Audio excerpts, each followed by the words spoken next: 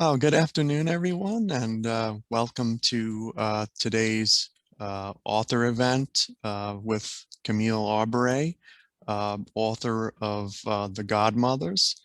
And Ms. Aubray also previously had a book, Cooking with Picasso, and did an author talk here some years back, and it was very well attended. I see we have someone who's coming in from Fayetteville. Welcome, welcome. Um, the book has been getting absolutely rave reviews, and I'm just going to put up on the screen. These are just some of the reviews that have been coming in. Um, Kirkus has highlighted it as a top book.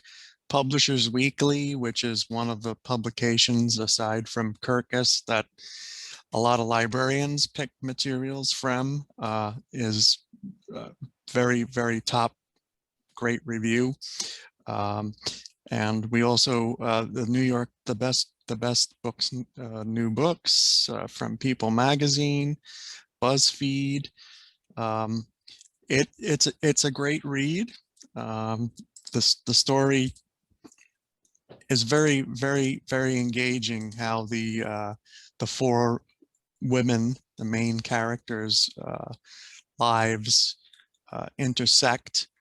Um, so, without further ado, I'm going to turn over today's talk to Camille Aubray, and I don't want to give anything away with the story. So, welcome, Miss Aubray. Thank you. It's a pleasure to be here again. I just would like to ask, how did this book come to fruition? Was it something that you were throwing around for a little while, had a story working out, maybe as a short story, and just built on it over time? Well, what it starts with me little fragments of impressions and things and characters and voices. So that's how the four women started to develop. But I also knew that I wanted to write about New York City. Because I had worked there and I was fascinated. When you're there, the same old buildings are there from many decades ago. So whether it was, the Majestic Apartments, the Plaza Hotel, um, Balducci's Market, which started out as just, bare, a little like a push cart, and Bergdorf Goodman. So, all of these places sort of fascinated me when I was walking around. And then the National Academy of TV Arts and Sciences used Mhm. to hold their lunches and dinners at the Copacabana. And so I would be talking to some of the older actors and writers and directors, and they would tell me what it was like, in the old days. And they said that you could run into any kind of person at the Copa. You might bump into a ball player, you might bump into a politician, a movie star, and you might run into a gangster. So that piqued my curiosity. I also was sort of fascinated with the whole era from the novel from the 1930s through the 1950s, because that was when the city and the country went from the Great Depression to great prosperity. So I've always been fascinated with that. And I used to dance for a time. So and I also taught in Greenwich Village. So I became very familiar with that neighborhood. So I knew I wanted to set a story there. And so that is part of the evolution of it. But I think, I started to research the characters, the colorful characters from that period.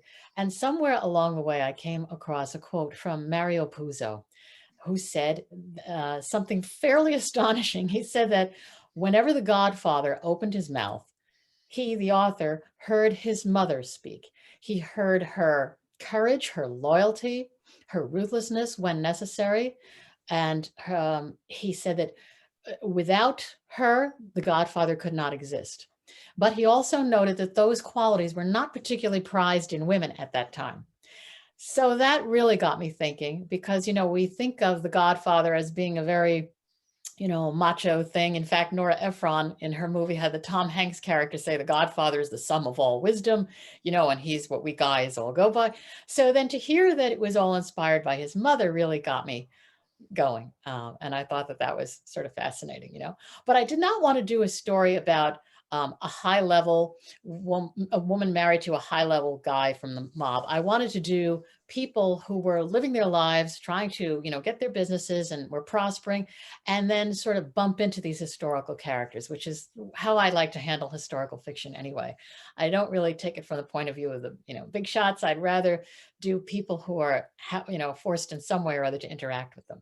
So I did that in Cooking for Picasso, where someone had to interact with Picasso rather than do it from the point of view of his wives. So.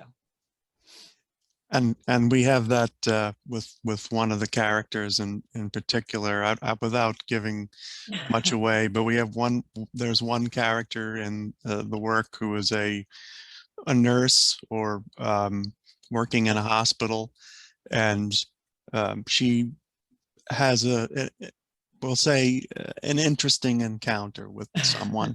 Yes. But these encounters and where the story takes, it's full of vivid imagery. And how did like where the characters first begin? Like you have characters beginning in Italy.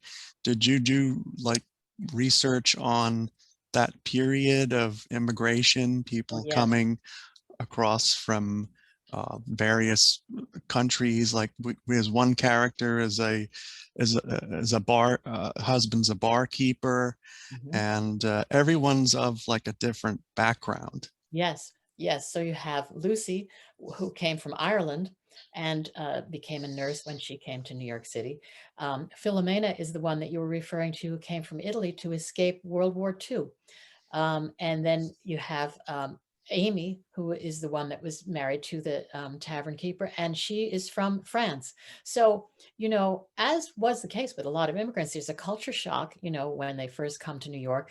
But New Yorkers really, stand up to challenges, and they managed to, even though they were a little wary of each other at first, and then there's the daughter from the family, who the actual the Greenwich Village family, that's Petrina, and she's the Barnard graduate.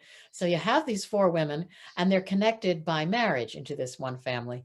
And although they're very different, they do come together because they have to, to survive, and in a way that New Yorkers do. New Yorkers sort of rise above the occasion, and they get over their, prejudices and grudges, because it's more about getting things done. So, As far as novels and literature in general, what authors were inspiring for you when you were? oh, many, many authors. It's funny.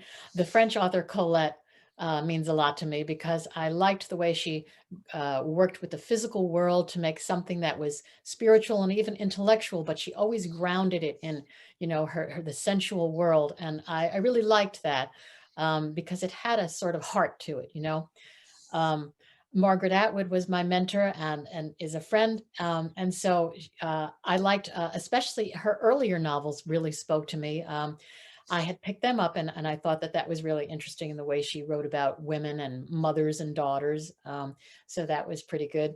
But I get inspiration from all different places. I mean, I respectfully disagree with Tolstoy, who said that happy families are all alike, because this family, I think you might characterize as a happy family, but even happy families have their secrets and their problems, and they're very different, I would say. And we have some secrets and that Yes. are in the novel. Yes. All four women have some secret that they actually would like to leave behind, like Mm. baggage. They'd rather just leave those because they want to move forward with their husbands and children. But in the matter of those kinds of secrets, they do surface, and how the family deals with it is the real crux of the story. As far as novels being converted into film, I think that the Godmothers would make a very good motion picture. Do you see it being converted into a screenplay, like for perhaps a Netflix little series, or even a theatrical release? Sure.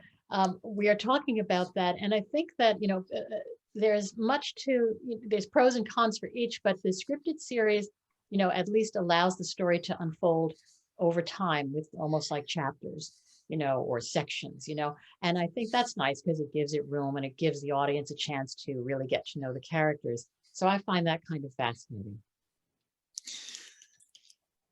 Is there anything that like a sort of a follow-up that you're presently working on to this particular book, or Yes, actually, going? yeah, I am working on something that with some of the characters in there, um, and I'm also working on another historical fiction that takes place in Europe. And what I like to do is pick out these little nuggets of history that are kind of like almost secrets that are hiding in plain sight. They're in the research, but they're not talked about a lot. They're not the first thing that we think about when we think about that country or that period or that era. So I like to work with that. And usually there's a little mystery around it. There's some gaps that need filling in. And that gives me room for my fictional characters. So that's what I like to do. Excellent, excellent. I want to leave some time for questions from the audience. So if anyone has any questions, feel free to type them in the chat, or if you'd like to use the raise hand feature, and I'll gladly acknowledge you. We have somebody who's zooming in from British Columbia, Canada, and the book is on their reading list. That's great. You'll have That's great. wonderful enjoyment. If anyone would like to check out the website, I put it in the chat there. It's www.camilleaubray.com. And there's links about this particular novel and previous novel, Cooking for Picasso. I have a question from Anne. Can you personally relate to any one of these women characters? Well, I can relate to all of them, really, all four of them. And I think it's interesting because readers have been telling me, I loved them all. I felt a little more like I was like this one or I was like that one. So I think that's great. But there's always a facet, of each one of them that I can relate to. So that's what makes it possible to write about them, that you can really get in their shoes and feel what they feel. Filomena has sort of emerged as maybe the leader of the group. I know that a lot of people have told me that she was the one that stood out the most to them. So, she's an interesting character too, because she knows how to think about survival. And therefore, she's one of the first that can get over any wariness she has about the others, any reservations. She realizes first that they have to really pull together. Were there any drawbacks or any difficulties when trying to create the story taking place in the past, but with the different imagery and just getting the right point across, or tone? Yes. Well, the past is almost like a foreign country, and there are certain things that human beings do and always have done, through time. So that transcends national boundaries and time boundaries. But also there are things that are specific to a time period or to a country. And that's the fun of learning, what's a little different. But what I found was that, I did tons of research, of course, and what's in the book is just really just the tip of the iceberg. But I love doing the research.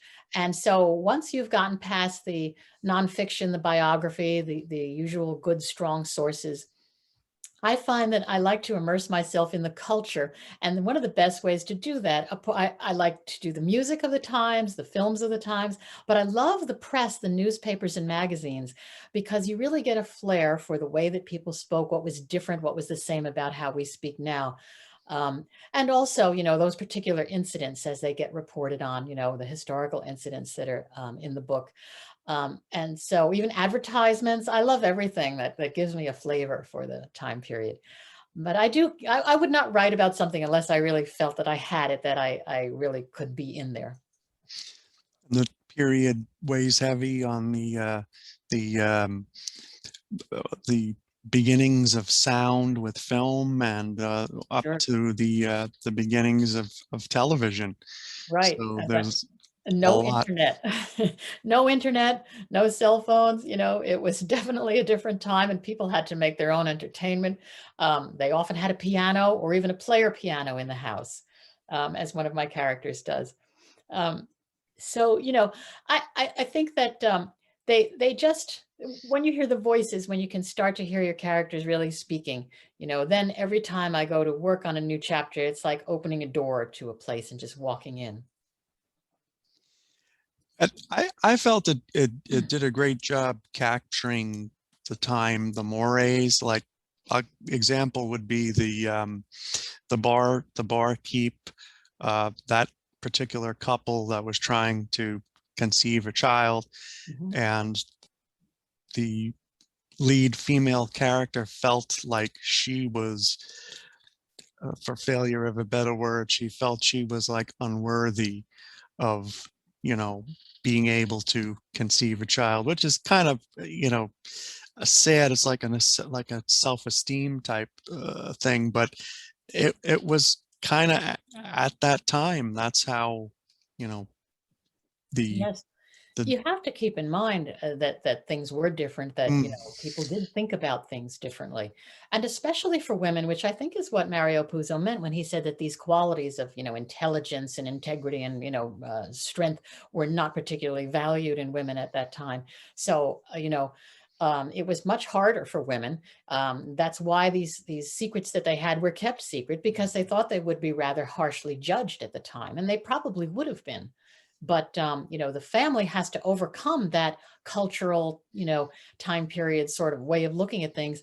And they do, but they have hurdles that they have to get over, the way they were raised to think. But they understand that moving forward means going forward. So yes, there were things that that people would say and do very differently than that we are casual about now, but they were much more fraught with uh, disapproval and things like that.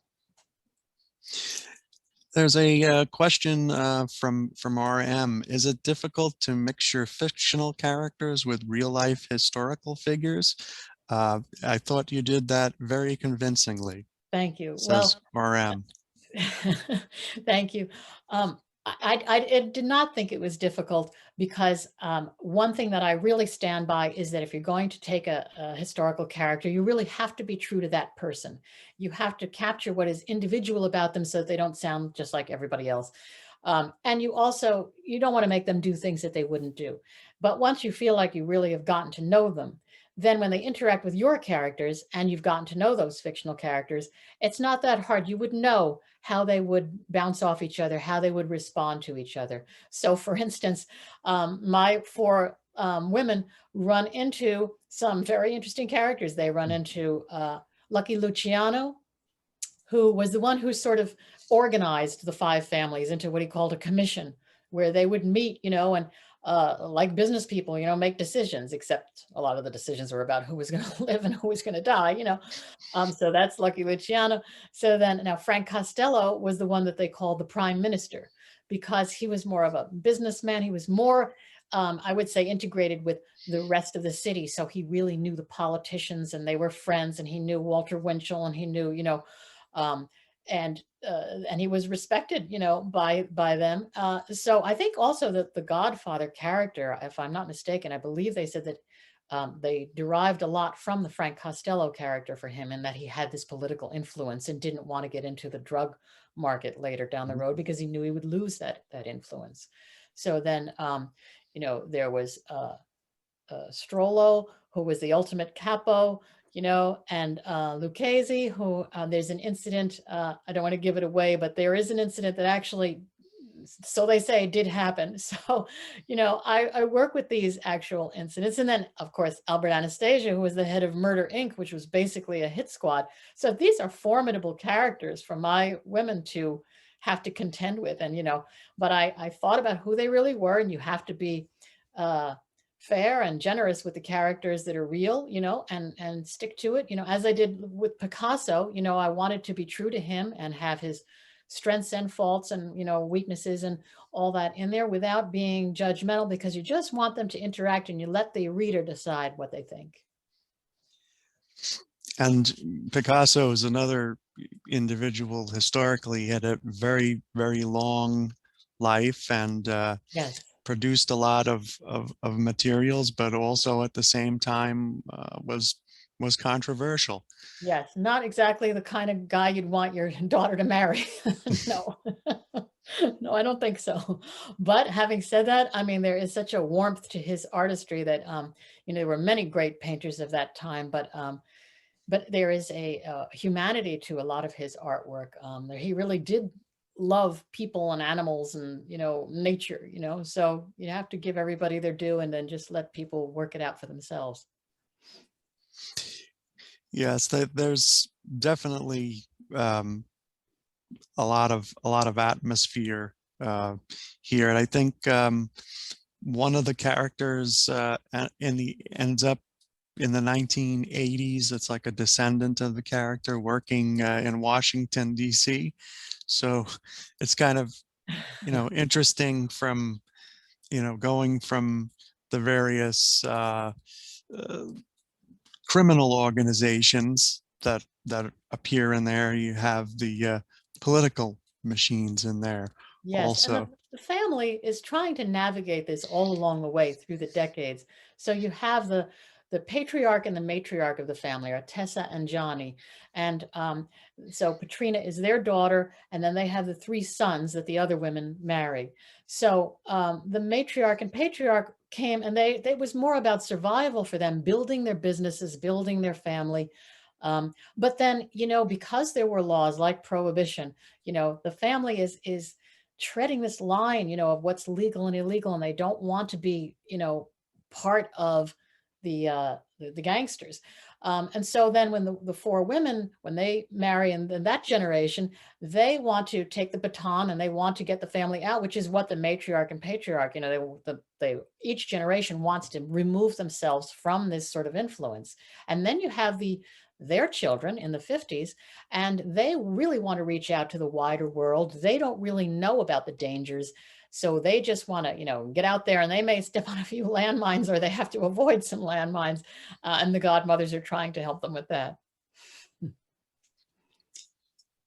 Because these women do become godmothers, I should say, to each other's children. That's why the title is the Godmothers, because a godmother is different than a mother or even a grandmother. A mother has all that responsibility of raising the child, and the grandmother, she might like to be a little subversive, and give the kid candy when the mother maybe doesn't want him to or something.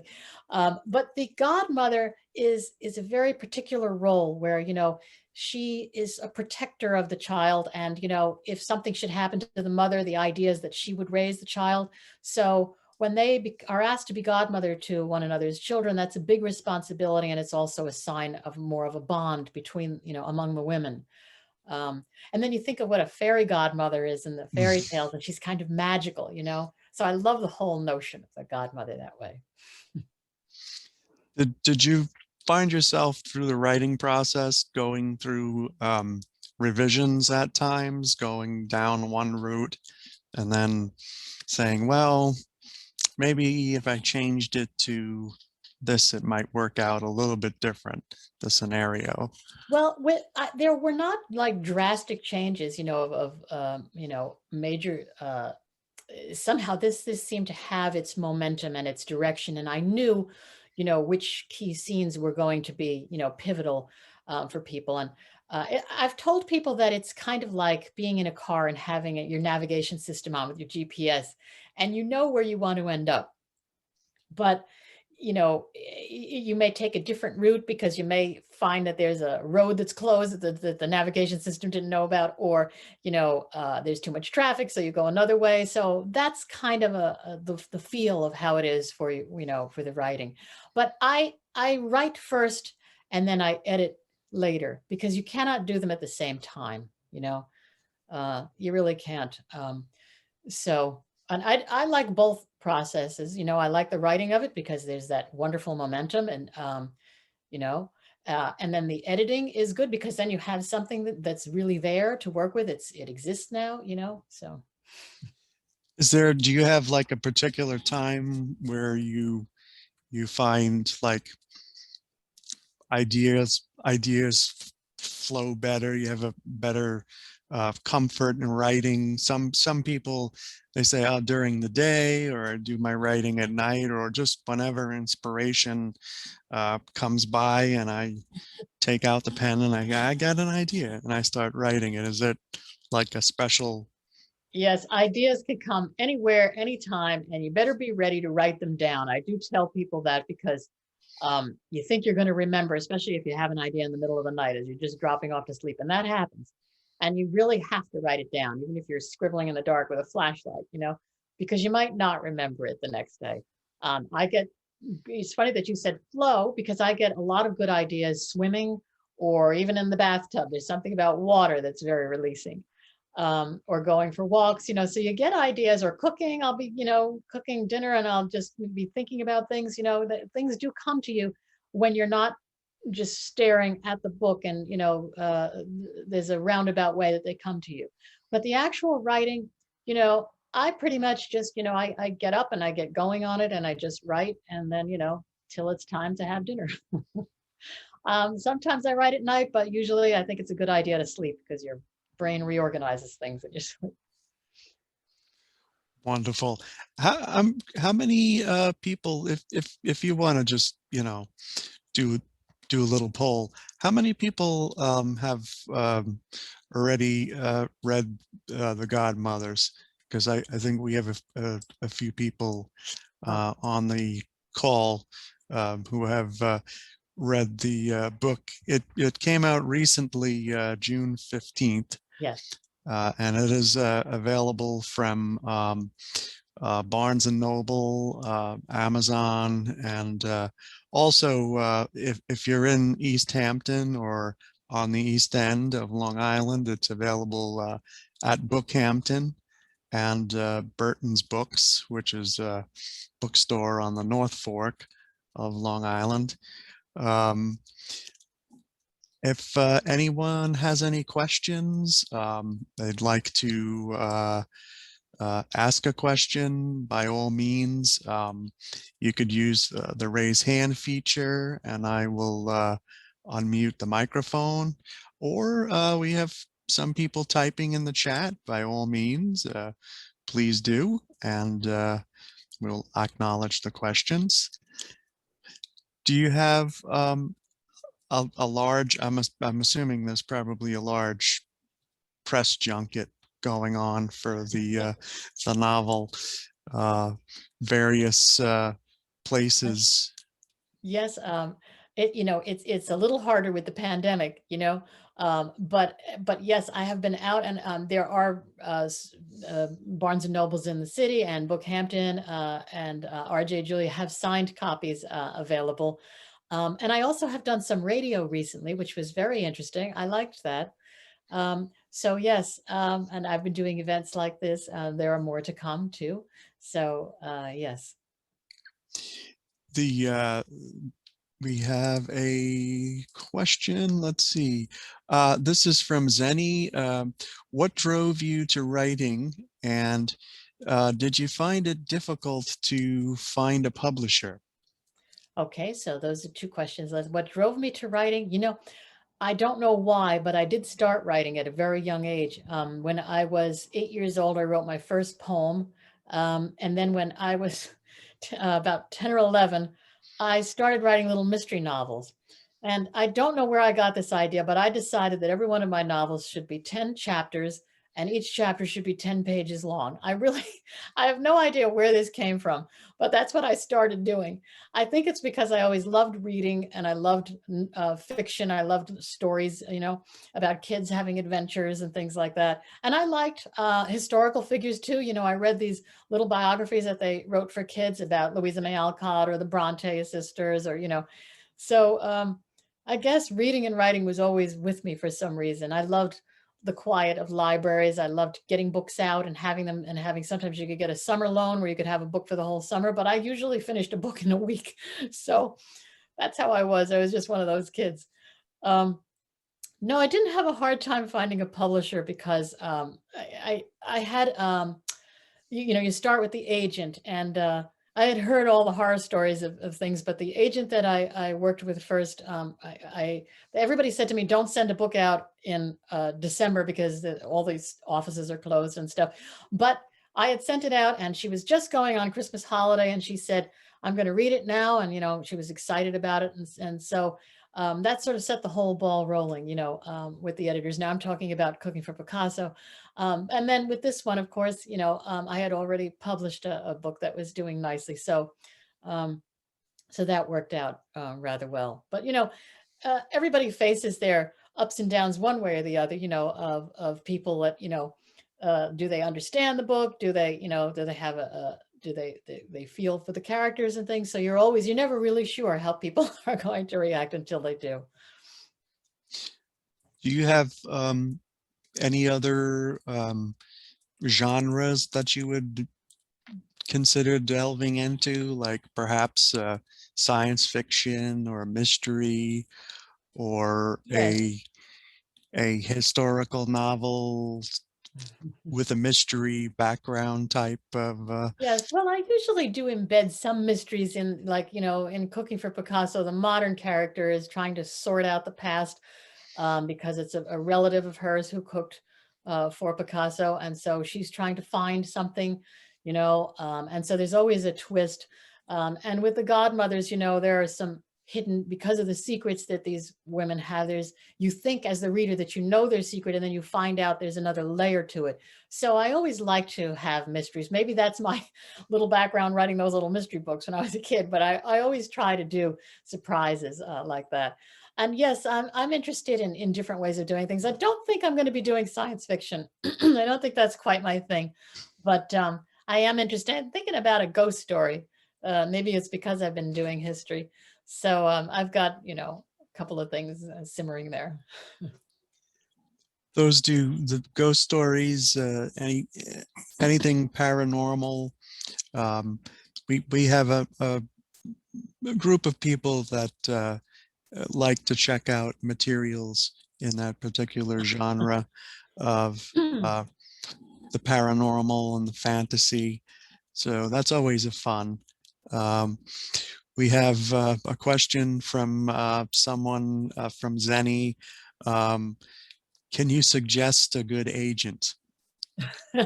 No, I can't, because I don't know what you have and what you want to, send. But there are a lot of good ways to find out the right agent for you. And what I have taught writing in the past, and there were a couple of things that I told people, was that you have to sort of teach yourself how to write by reading and analyzing.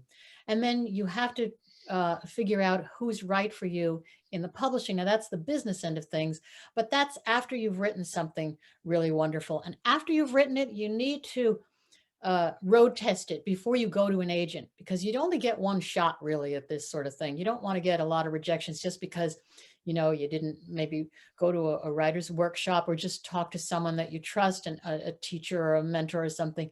And you want somebody to give you some feedback, because you only have what is on the page. And sometimes there's a lot in your head that you think you've gotten out there. And then somebody says, I'm kind of confused. I don't know why she did that, or I don't know what that meant. And you need to sort all of that out before you start thinking about the business end of it.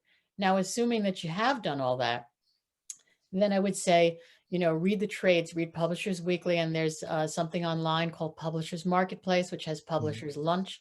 You can look, and you can get a wealth of information from there about which editors are looking at certain books. Now, you don't want to get stuck into trying to jump on a trend, because by the time your book comes out, that trend may be done. But you just look for something that says, oh, that's an interesting book, and she did that. So, that's something that I would like. You'll know right away, well, the editor is doing a whole bunch of other stuff that's just not your thing. So that's really the way to find somebody. There's also a lot of the libraries have writers marketplace, Yes. and they keep Yes. them updated every year. And they also have genres and the names of the publishers and the person who is the liaison to send material to. And And Poets Writers and Writers, Marketplace.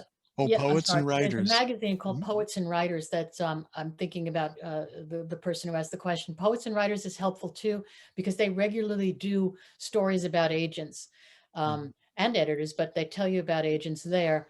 They do profiles of them, and you can learn from that, what that person is like, what they're looking for, whether they're a good match for you. It's almost like finding you know, a mate you're finding, or at least a friend, that you have some things in common with that you think you might connect.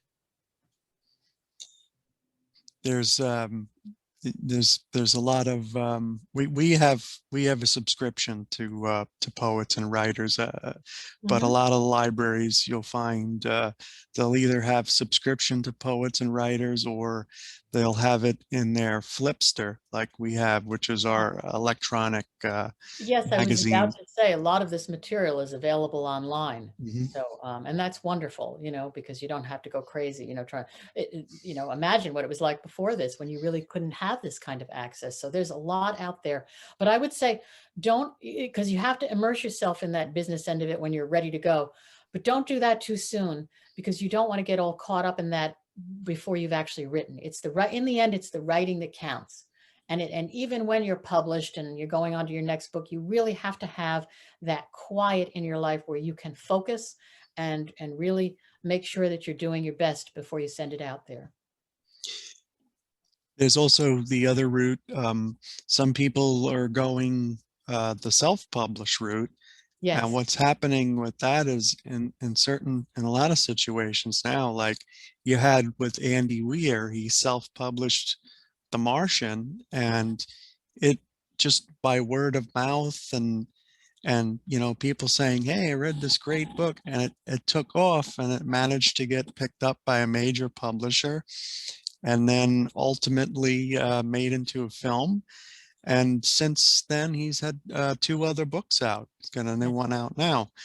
And that is one of a few books that took off from someone going the self-publishing route, which was, something that is pretty interesting at this point. Yes. That Well, because in the end, your strength is your writing. Your strength is something that you've gotten down on paper and you've made it come to life, and it's a real entity. And that is your strength. And nobody can take that away from you once you've done it. So Mhm. the important thing is to get it done. Um, I know it's very easy to get caught up in all the other stuff, and and don't think about being a writer when you're writing. That's another thing that I tell people. You don't want to think about, boy, wasn't that a great sentence, or you know, gee, I'm not doing so well today. You just leave that, stay with your characters, stay with your story, stay in that world, and you'll get there. Very good, very good. Do we have any other questions from the audience? I'm just monitoring the chat. Uh,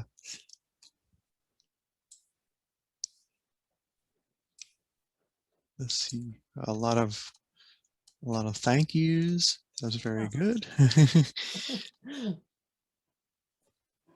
I'm definitely looking forward to the next book that Oh, you have coming out. thank you. And we have a couple of copies of the Godmothers in the East Hampton Library collection. And if you're out on the East End, you could stop by Bookhampton, and Carolyn will hook you up with a signed copy if you'd like. You know, My publisher just put out what they call a book club kit. So I'm thinking, Mhm. because I have been, with starting with Cooking for Picasso, I had many discussions with book clubs. And the book club kit, they asked me to contribute to it. And so they asked for a playlist. So I gave them a list. I didn't realize how many songs were in the Godmothers in the novel. So I gave them the playlist of the music with the chapters so you know where that song appeared. And I gave them recipes for cocktails. And then there's a various questions for discussion and things like that. So that's online, and there's a link on my website on my book clubs page. Because I've been hearing a lot from book clubs all across, all around the world, really, which was marvelous. And a lot of times they said that they liked the meals that were in the book. In fact, before the pandemic, I had done events where we had an author lunch or dinner at a restaurant, and the restaurant cooked a menu based on my book. So they did that with Cooking for Picasso. And we were on the verge of, thinking about that for the Godmothers, but not this year, maybe next year. But one reviewer, I think from Canada, said, "Do not read these books on an empty stomach because you will be very hungry at the end." So I have recipes on my website too. But that's one of the things that people liked, because I do feel that meals, I guess from the European culture, meals are a part of the way that people come together, and they certainly do in the Godmothers. They do a lot of talking around the table, of how to resolve things, but they have this marvelous food too. I had remembrances of relatives talking to me about, that period of time in the 30s and 40s and Uh, 50s, where, I mean, my great grandmother was from Naples, and she used to take the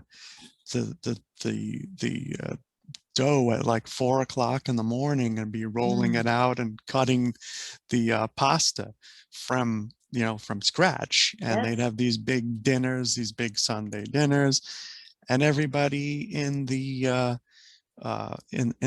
complex, they had a 5-story building, but everybody that lived there, above the shoe store, it was my great grandfather's shoe store. Everybody that lived above the shoe store was a relative, a cousin, and they all Sunday had the big dinner, and it was a lot of family and food.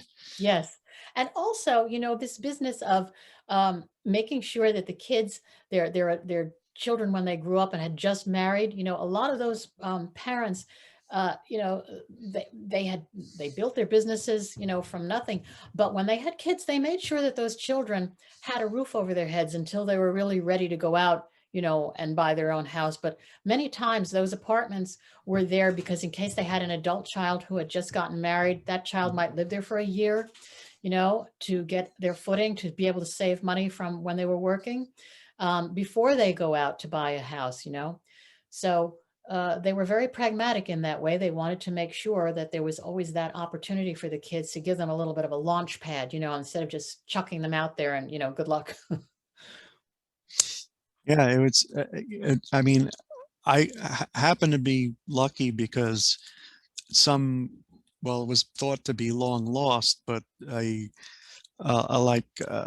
little fishing trunk turned up in my grandmother's house some years after she had passed away, and in there were all of the 8 millimeter films from Wow. the 30s, because I had an uncle who had at that time, he had an Yeah. 8 millimeter, and he was even shooting in some color. So Wow. there's color of the buildings in New York, and just the cars and everything, and just the way everyone's dressed. And then over time, I guess it changed to Super 8, and there's this That's whole right. entire history that Yeah. was discovered, from the 30s through the 70s. Yes. And And you home know, movies were a part of that culture too. People had the screens and mhm. you had to have a camera to play it, a projector. Um, and as you were saying, the film became like Super 8, and then, it evolved over time. And it's It's kind of a little bit of a loss that we don't have the actual, film anymore, even with, photographs from cameras and stuff, because there's just something tactile about the whole thing and the whole experience of watching it that's a little different than just, capturing it on your phone. But I recall I had the films, I transferred them to video first, and Ah, then they ultimately went to DVD, and everybody was just blown away, yes, seeing their great relatives. And the older folks in the family were like, wow, there's grandma in 1951, and it was yes, like, yes, it was, you know, something to see. But I kind of, when I was reading the novel, I just, it right away took me to what my grandmother used to say, about yes, the period in New York, in the 1930s and 40s, and going to the Metropolitan and just walking on the avenue, and the flavor and the shops, captures it. there were many more department stores then Mhm. too, some of the ones that aren't around anymore, but there were many, Lord and Taylor, there was Best, there was, They so used to many do Wanamaker's, there was a Alexander's. Wanamaker's there, yes. Um, it's funny because uh, you think about that generation and they really saw so much change that, for instance, some of the odd shapes that are in Picasso's paintings, very angular things that look like these strange creatures, actually were his response to uh, gas pumps that were put up along the highway. And he thought that they, it was almost like Don Quixote, like they were these strange things that just appeared, as you were driving by, almost like, creatures from Mars, so uh, the car brought all kinds of new sensibilities and in a way shocks to some people. The television set, people would have to say to their parents, that's a ball game that's going on right now in New York City and we're watching it, and that would be something for them to really absorb and figure out. Although I know of one older person who used to tell young people, when you stayed up late, to watch a movie or something, he'd say, those actors that are in that movie, they're in bed now asleep, and you're staying up to watch their movie. So the whole concept of time really changed radically during these decades. Definitely, definitely. Well, I thank you for this wonderful discussion, and Yeah, I look forward to your next endeavor. thank you. And once again, if anybody would like to visit the website, it's www.camilleaubray.com, where you can find information about the books and the supplemental material for book clubs. I'd like to thank everybody for zooming in today, and I wish everybody all the best and a wonderful weekend ahead. Thank you, everybody. Nice Thank talking you. to you. Bye-bye. Bye now.